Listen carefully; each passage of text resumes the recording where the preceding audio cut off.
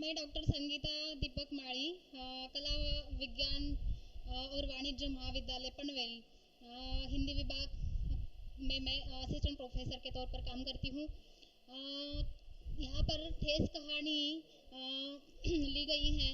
तो ये कहानी फणीश्वरनाथ रेणु की है। इस कहानी के अंतर्गत हम उसका सारांश, उद्देश्य और शीर्षक की सार्थकता किस प्रकार है, इसे हम देखने वाले हैं। ठेस कहानी के अंतर्गत एक सिरचन नामक पात्र है और उस पात्र द्वारा समाज में एक कला को किस प्रकार प्रताड़ित किया जाता है या फिर कला को किस प्रकार महत्व दिया नहीं जाता, इसे चित्रित किया गया है। तो सिरचन, यह जो पात्र है, यह एक बुनकर है या और वो कला में अत्यंत माहिर है। बुनकर होने के कारण वह एक शीतल पाटी जैसी चीज़ें बनाकर समाज में जो विवाहित स्त्रियां होती हैं तो उनको वो भेंट के स्वरूप में दे देता था। तो इस प्रकार इस कहानी के अंतर्गत इस सिरचन का कार्य बताया गया है। आज के बदलते ज़माने में या बदलते वर्तमान स्थितियों में जैसे उत्पादन के तरीके बदल रहे हैं, उसी प्रकार ये कलाकार की कला जो है वह कैसे पीछे पड़ रही है, इसकी ओर ध्यान दिया गया है। तो यह सिरचन, यह पात्र के द्वारा फणीश्वरनाथ रेणु ने हमें यहाँ पर ये काम बताने का प्रयास किया है कि कला को हमें किस प्रकार महत्ता देनी चाहिए। तो सिरचन, यह पात्र जो है वह उसे गांव की ओर से अत्यंत जैसे कि वो गरीब होने के कारण उसे अच्छी तरह से समाज में स्थान नहीं दिया जाता, तो ऐसी अवस्था में वो समाज में किस प्रकार रहता है, इसे भी इस कहानी के अंतर्गत रखा है। फणीश्वरनाथ रेणु जो है इस कहानी के कहानीकार, तो उन्होंने बिहार के आंचलिक जीवन को यहाँ पर चित्रित किया है और उन्होंने इस पात्र द्वारा यह बताने का प्रयास किया है कि हमें एक कलाकार की ओर किस प्रकार देखना चाहिए और किस प्रकार की दृष्टि रखते हुए उन्हें भी समाज में महत्व किस प्रकार देना चाहिए। शीर्षक के सारांश के अंतर्गत हम ऐसा भी कह सकते हैं कि ये जो सिरचन पात्र है वो अपनी कला को बहुत महत्वपूर्ण मानता है और जैसे कि उसके जीवन में अनेक प्रसंग घटित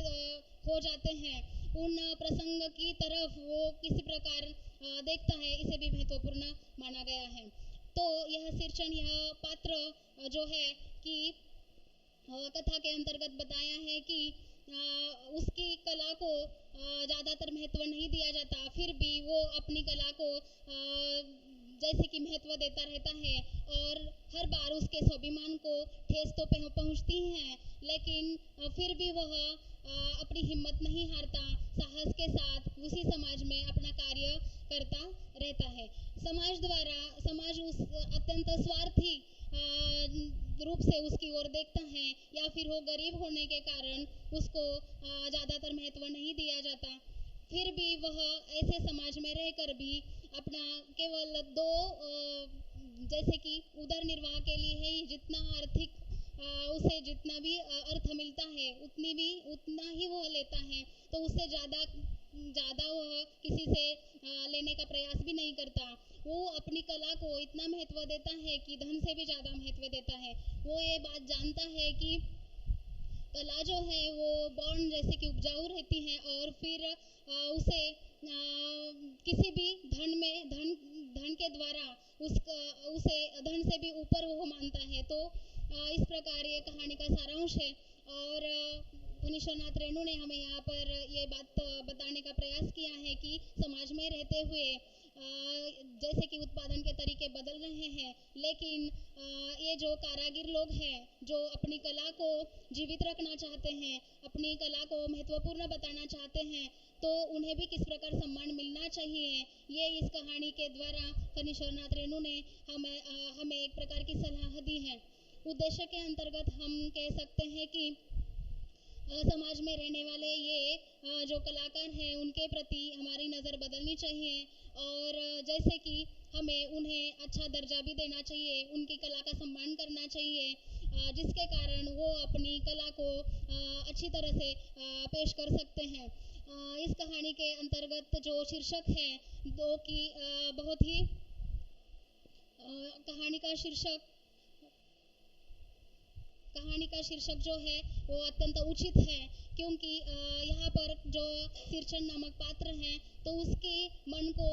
कहीं ना कहीं ठेस पहुंची है कि समाज द्वारा उसे प्रताड़ित किया जाता है और उसकी कला को महत्ता नहीं दी जाती। तो इस प्रकार ये शीर्षक जो है ठेस कहानी का वो अत्यंत समर्पक शीर्षक है, ऐसा हम यहाँ पर कह सकते हैं। ठीक है, तो यहाँ पर ठेस कहानी का सारांश, उद्देश्य और शीर्षक इस प्रकार समाप्त हुआ। धन्यवाद।